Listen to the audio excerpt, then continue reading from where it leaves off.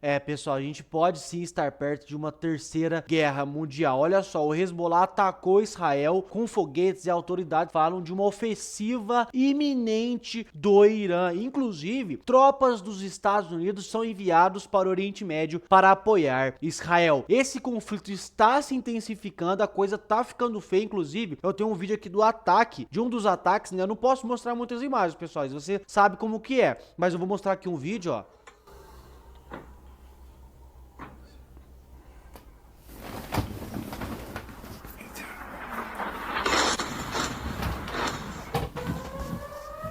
Ah, credo, nem me imagino como é passar por isso. Inclusive, a CNN soltou uma bomba que, com esse conflito intensificando, os Estados Unidos já se envolvendo, podendo se intensificar cada vez mais para uma terceira guerra, a CNN disse que deputados americanos querem tirar o Brasil de aliado. Olha aí. Noticiário internacional, mais de 60 deputados americanos, internacional, nacional, vocês vão ver.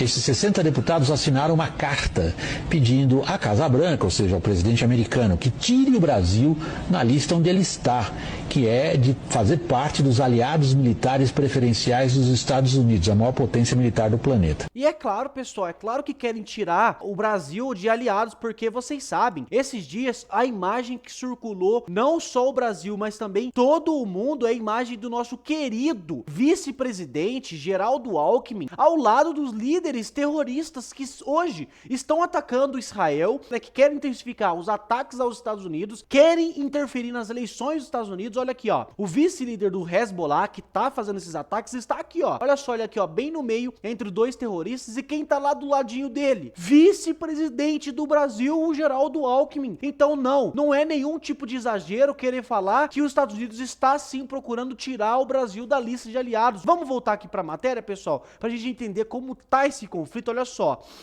na noite de domingo, dia 11 de agosto de 2024, as tensões na região do Oriente Médio aumentaram ainda mais quando o grupo terrorista Hezbollah, daquele cara que tá do lado do Alckmin, tá? Lançou diversos foguetes em direção ao norte de Israel. Esse episódio ocorre em meio a crescente instabilidade, especialmente após o assassinato de um líder proeminente do grupo terrorista do Hamas, né? Que também é um dos que tá ali do lado do Alckmin. As forças israelenses, já em alerta máximo, temem represálias por parte do Irã e de seus aliados. Desde o início do conflito em Gaza, os ataques com foguetes realizados pelo Hezbollah a partir do sul do Líbano tem se tornado quase diário, evidenciando uma preocupação crescente com a possibilidade de um conflito regional muito mais amplo, pessoal. Lançamento de foguetes pelo Hezbollah, entenda a situação, olha só. O Hezbollah afirmou que o lançamento mais recente de foguetes foi uma retaliação aos ataques israelenses no sul do Líbano e um gesto de apoio ao povo palestino em Gaza. Esse ataque aconteceu logo após relatos da Agência Nacional de Notícias do Líbano de que um ataque israelense na cidade de Ma'arob resultou em 12 feridos, incluindo 6 crianças. As forças de defesa israelenses, eu não confio nesses dados que terroristas mandam, não. Sinto muito dizer, não confio em nenhum dado desse, mas vamos continuar. As forças de defesa de Israel confirmaram que cerca de 30 foguetes foram lançados do Líbano, embora muitos tenham caído em áreas desabitadas sem causar ferimentos. Apesar da intensidade dos ataques, não houve ordens para alterar as instruções ao público israelense. Qual que é a resposta de Israel para isso? O porta-voz da FDI, contra-almirante Daniel Hagari, destacou que as forças israelenses estão em alta prontidão, monitorando atentamente os movimentos do Irã e do Hezbollah. Estão preparadas para agir se necessário, em meio à possibilidade de uma resposta militar iraniana ao assassinato do líder do Hamas, Ismail Haniyeh, em Teherã. No entanto, enquanto a escalada do conflito prossegue, mediadores continuam a trabalhar incansavelmente para negociar um cessar-fogo entre Israel e o Hamas, na tentativa de evitar que a situação desate em uma guerra regional completa. Próximos passos e possíveis desdobramentos. A inteligência israelense acredita que as forças iranianas possam estar planejando um ataque iminente, possivelmente antes das negociações sobre o acordo de reféns que estão previstas para o dia 15 de agosto. Embora o Irã ainda não tenha tomado uma decisão final, os preparativos militares continuam sugerindo a possibilidade de um ataque em grande escala. Em resposta a essa crescente ameaça, o secretário de Defesa dos Estados Unidos, o Lloyd Austin, ordenou o envio de um submarino com mísseis guiados para o Oriente Médio e acelerou a chegada de um grupo de ataque de porta-aviões à região. Essa decisão foi tomada após uma conversa entre Austin e o ministro da Defesa israelense, Yoav Gallant, que alertou sobre os preparativos iranianos. Medidas tomadas pelos Estados Unidos: enviou um submarino com mísseis guiados para o Oriente Médio, a aceleração da chegada de um grupo de ataque de porta-aviões à região e um reforço de apoio militar e logístico a Israel. Diante da iminente ameaça de um possível ataque iraniano e do Hezbollah, líderes dos Estados Unidos, Catar e Egito apresentaram uma proposta final para um cessar-fogo e a libertação dos reféns em Gaza. O gabinete do primeiro-ministro israelense, Benjamin Netanyahu, confirmou a participação de uma delegação israelense nas negociações. Então, desde que o Hamas atacou Israel lá naquela vez e pegou aqueles reféns, tantos tem do mundo todo, brasileiro, estadunidense, israelenses, tem do mundo todo, reféns. Eles não pararam de intensificar esses ataques. Israel não parou de atacar o Hamas. Juraram eliminar todos os terroristas. Então, agora o Irã está indo para cima de Israel, está se intensificando cada vez mais, A gente sabe que a Rússia também já declarou seu apoio ao Irã, contra Israel, contra os Estados Unidos. Sabemos também que a China está junto nesse meio. Então sim, pessoal, está se intensificando e o mundo todo está com medo de uma terceira guerra mundial. E olha só, tropas dos Estados Unidos são enviadas ao Oriente Médio para apoiar Israel, pessoal. Os Estados Unidos tomaram uma decisão de aumentar sua presença militar no Oriente Médio, em resposta às crescentes tensões na região. O secretário de Defesa, Lloyd Austin, anunciou medidas significativas para garantir a segurança de Israel, um dos principais aliados dos Estados Unidos. Em um comunicado recente, o Pentágono informou que o envio de mais tropas e equipamentos faz parte do esforço para defender Israel. Essa ação vem em um momento de alta tensão entre Israel e o Irã, após a morte do líder político do Hamas, Ismail Haniyeh. Então, essa parte aqui, dos reforços eu já mostrei para vocês. E realmente, pessoal, a coisa tá ficando feia. E não dá pra ficar com medo da posição do Brasil nesse caso, porque a gente é um país que é corrupto, o país que mais paga imposto, então aqui internamente já tá um desastre. Aí fora, a gente se posiciona a favor de ditadores, a gente se posiciona a favor de comunistas, a gente se posiciona a favor de terroristas. E o Brasil está no meio disso tudo, inclusive, olha só, os americanos, mais de 60 deputados, enviou a carta para a Casa Branca, para o Biden, para a Kamala, para quem está na presidência. Olha, a gente precisa tirar o Brasil dos aliados dos Estados Unidos. Não são aliados dos Estados Unidos. Que perigo a gente está entrando com o Lula no poder, pessoal. Isso aqui era para o povo estar em peso na rua, pedindo impeachment do Lula, pedindo o Bolsonaro de volta, porque a gente sabe que Bolsonaro se posicionaria do lado certo, ao lado de Israel, ao lado dos Estados Unidos, contra Maduro, contra os terroristas. Mas não, o Lula está nos levando para o buraco, pessoal. Eu queria pedir para você comentar aqui embaixo a sua informação, tá?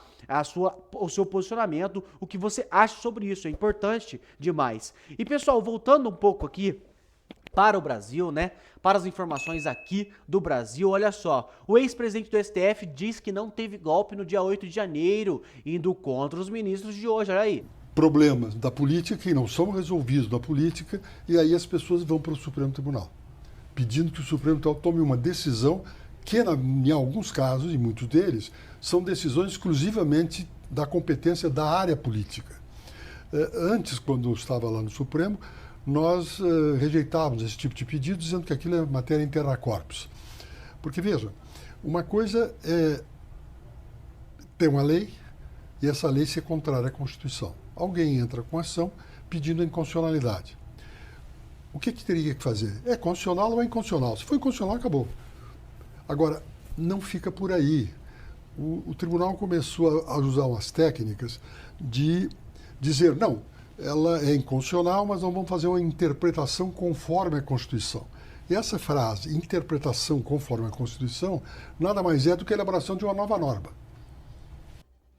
Aqui no finalzinho ele solta pedrada, O que eles estão usando?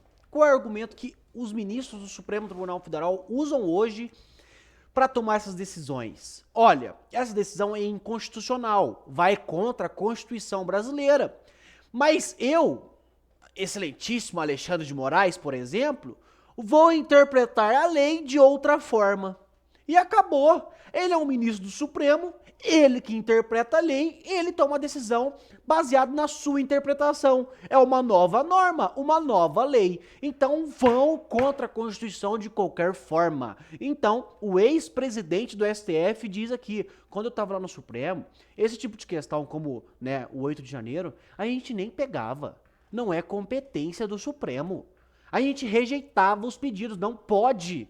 Mas hoje a gente sabe que o STF nada mais, nada menos é do que um puxadinho da esquerda para resolver as suas questões na política. Viram que advogados, juízes, não era o suficiente. Então por que não colocar meia dúzia e um pouquinho mais, né, uns 8, 9, que estejam a favor da esquerda, que sejam, né, mais à esquerda. Pronto, resolvido o problema. E foi o que o PT fez, pessoal. Eu tenho mais informações aqui para mostrar para vocês. O desembargador rasgou o verbo lá no Congresso e disse: não tem mais democracia no Brasil. E é uma verdade, olha aí. Então, toda a jurisprudência que diz que os senhores têm mais liberdade dentro do parlamento é uma falácia, é uma enganação, é uma redução daquilo que está na Constituição. Eu não me importa se a Constituição é boa ou ruim, é a Constituição. Quem não quer isso, que mude a Constituição. Mas até lá, desculpe, eu já estou concluindo, desculpe a morosidade.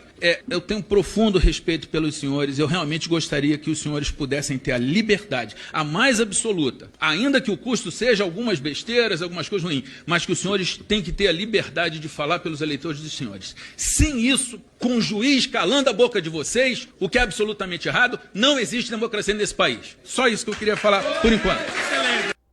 Com isso que está acontecendo, né? Juízes calando, parlamentares, pessoas que foram eleitas para cobrar e falar. Se juízes calam essas pessoas, acabou. Não tem democracia no Brasil. Vivemos numa ditadura, onde um grupo político manda no Brasil, manda e desmanda, e nas leis e tudo. Então, desembargador, mais um desembargador corajoso, né? Vai lá no meio dos parlamentares e solta essa pedrada, essa verdade, né? Nada mais do que a verdade. E para encerrar aqui, pessoal, a gente falou sobre bastante coisa. Eu queria, inclusive, pedir para você, né, comentar aqui embaixo sobre a sua opinião, inclusive sobre a guerra que pode vir, né, aí à tona, o Brasil se distanciando, né, da democracia, do lado do direito, né, do lado da verdade, da paz, indo pro lado de terroristas, do mal, e sobre tudo isso. Mas tem uma reflexão que eu queria muito trazer para vocês sobre a política no Brasil, sobre os nossos representantes e a diferença que tem os políticos para o brasileiro. Olha aí. Começa as eleições. Eu queria deixar essa reflexão aqui para toda a população brasileira, em especial aqui a todos os pré-candidatos a vereadores, a prefeitos, porque eu já fui vereador e hoje eu estou como senador, então vale para toda a classe política do Brasil. E eu quero aqui que você, patrão, você, povo brasileiro, preste atenção no que eu vou te falar. O povo brasileiro, gente, um desempregado, para ele poder, né, arrumar um emprego para ele tem que fazer um currículo. Para ele fazer esse currículo dele, ele tem que pagar. Se para ele for numa entrevista de emprego, se ele for no carro dele, tem que pôr gasolina. Mas se ele pegar um ônibus, ele tem que pagar a passaginha. Se ele pegar um Uber, ele tem que pagar o Uber. Se ele pegar um táxi, ele tem que pagar um táxi. Ah, meu amigo, na política é diferente. Vossas Excelências aqui, antes mesmo de entrar no cargo, quando começa a campanha, já cai na conta dele dinheiro para ele poder fazer campanha. E sabe que dinheiro que cai na conta dele? Dinheiro do povo, do pagador de imposto. Esse ano tem 5 bilhões para gastar. Então, antes mesmo dele ser contratado por você através do voto, a hora que ele começa a te pedir na campanha, já tem dinheiro no bolso dele. E olha para você como é que é político. Esse cidadão, além de te dar dinheiro agora, a hora que chega na eleição, no domingo, ele sai de casa e vai lá votar em você. Ele tira uma parte do tempo dele para lá votar em Vossa Excelência. Vai lá e vota, te dá um voto de confiança. E você é eleito. E aí, eleito, em janeiro você começa a receber um salário gordo que eu tenho aqui, eu tenho que ajoelhar e agradecer a Deus, rigorosamente em dia. E quem paga esse salário é o povo. E aí, tem mais, além do salário, meu amigo, aí tem os benefícios. Para vereador tem uns, tem outros, mas para deputados federais, estaduais, senadores, nós temos aqui um direito ao auxílio paletó, auxílio moradia, tem auxílio saúde, tem indenização para auxílio alimentação. Olha para você ver a quantidade de coisa que um político tem. Então, eu deixo essa reflexão aqui para a população brasileira. Que deputado, senador ou vereador ganha um salário mínimo? Olha aí quanto que é o salário de senador. Hoje eu estou recebendo 30 mil reais líquido. Eu tenho que ajoelhar e agradecer a Deus. Sabe por que eu estou falando isso? Porque a minha vida mudou. E mudou para melhor. 30 mil reais líquido. É o que ganham políticos. Para, além de ganhar tudo isso, ainda receber mais auxílios tudo. Auxílio carro, auxílio gás, auxílio gasolina, auxílio saúde, auxílio caminhada, auxílio moradia, tem tudo. Não precisa gastar R$1 do seu dinheiro, para nada. Mesmo ganhando 30 mil reais, você vê a disparidade que tem entre políticos e pessoas, porque político não parece ter o mesmo tratamento que pessoas normais. Parece ser um ser acima, pelo menos no Brasil. É contra isso que a gente tem que lutar, pelo amor de Deus. Não importa ser direita ou esquerda, centrão, pra lá, pra cá, não importa ideologia. Gente, ideologia a gente trata. Cada um tem o seu, você é conservador, conserve você com a sua família. Você é liberal, fecha dentro de um quarto, de uma casa, com seus amigos liberais e faz o que você quiser. Você é a favor de drogas, você fecha dentro do seu quarto com seus amigos a favor de drogas e usa. Você é conservador, é contra, você fica na sua casa tranquilinho, sai nas ruas protegido, sabendo que não vai acontecer, não vai ver nada disso nas ruas. Isso pouco importa, a gente vai se ajeitando pessoa por pessoa, forma de viver por forma de viver, claro, sempre com seus limites, né? Crianças, por exemplo, não pode ficar no meio dessas coisas. Esse tipo de coisa não pode ser público. A gente tem que lutar por isso. Agora, questões pessoais, tanto faz. A gente precisa lutar para um Brasil melhor, onde o político, que é tão acima do povo brasileiro, ele receba um pouco menos, que ele receba o que o povo brasileiro também recebe. Por que ele está sempre acima? A gente tem que lutar para diminuir salário, a gente tem que lutar para que o nosso dinheiro de imposto volte pra gente. Para onde está indo nosso dinheiro? Aumenta a arrecadação, aumenta mais quantidade de dinheiro que eles recebem, mais corte de gastos, né? Mais corte em saúde, educação, nas federais, em tudo.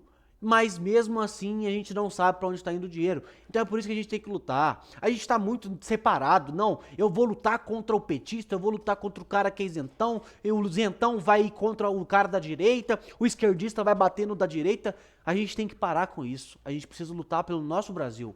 A gente precisa procurar políticos como o Cleitinho, que pode não ser o maior, o cara da oratória possível, o cara mais bem estudado de todos, mas não, um cara que quer o bem pro país. Ele quer o bem para o povo brasileiro.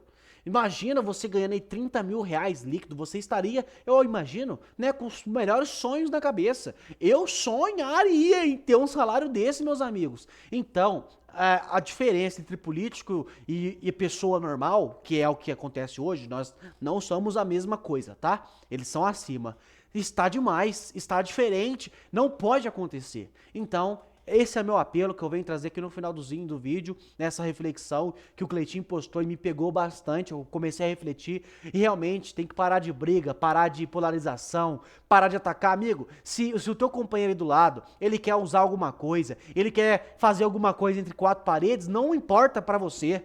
A gente precisa lutar pelo Brasil, por educação, por segurança, por mais condição para o povo brasileiro, por mais trabalho, pelo povo melhor. O resto nada importa. O resto, cada um faz o seu no seu pessoal e acabou. Queria pedir isso pra vocês e perguntar pra vocês, né? Claro, qual é a sua opinião? Qual é a sua reflexão sobre a política no Brasil? Você não. Tem que acabar com esquerdistas, quem pensa diferente de mim tem que mudar o pensamento, tem que pensar exatamente igual a mim ou não? Você só quer um país melhor. Você quer um Brasil melhor para você viver, seguro, para os seus filhos viver, com, né, futuro para os seus filhos. É isso que você tem que perguntar e comentar aqui embaixo, tá? Queria pedir para você também se posicionar, claro, como estou pedindo agora, e também comentar de onde você fala, qual é a sua cidade. É muito importante, tá? E olha aqui, esse canal é relativamente novo, então se você puder compartilhar nos grupos do WhatsApp e pedir para o pessoal que gosta de política seguir o canal, se inscrever, vai ajudar muita gente, tá bom? Muito obrigado e até a nossa próxima notícia.